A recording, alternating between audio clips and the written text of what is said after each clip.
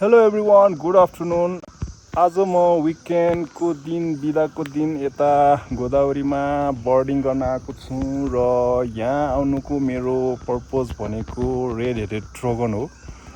यो ठाउँमा चाहिँ अहिले रेड हेडेड ट्रोगन जसलाई रक्तशिर भनिन्छ, यो ठाउँमा एकदमै मुभमेन्ट छ भन्ने थाहा पाएर म आएको थिएँ र आफ्टर एराउन्ड 3 to 4 आवर्सको वेट पछि चाहिँ फाइनली रेड हेडेड ट्रोगनको चाहिँ यो एरियामा चाहिँ मुभमेन्ट भएको छ।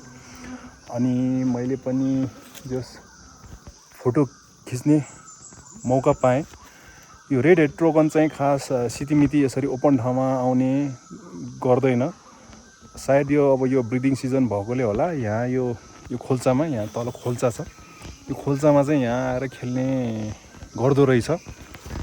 नर्मली चाहिँ यो रेड हेड ट्रोगन चाहिँ यस्तो झाङहरूमा यस्तो बुसहरूभित्र बस्न रुचाउँछ र फोटो खिच्न भनेको एकदमै गाह्रो हो।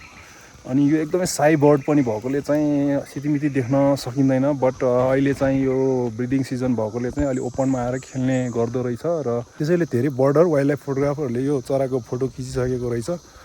अनि मैले पनि फर्चुनेटली फोटो खिच्न र देख्न पाएँ यो चरा। अनि सबै wildlife photographer, bird watcher सबैको लागि चाहिँ यो एकदमै इम्पोर्टेन्ट र बकेट लिस्टमा भएको चरा हो। अनि यो ठाउँमा चाहिँ अहिले एकदमै मजाले खेल्ने गर्दो रहेछ। यहाँ चाहिँ भर्खर 2टा आएको थियो मेल रेड हेडेड ट्रोगन, अनि मैले पनि फोटो खिचेको छु।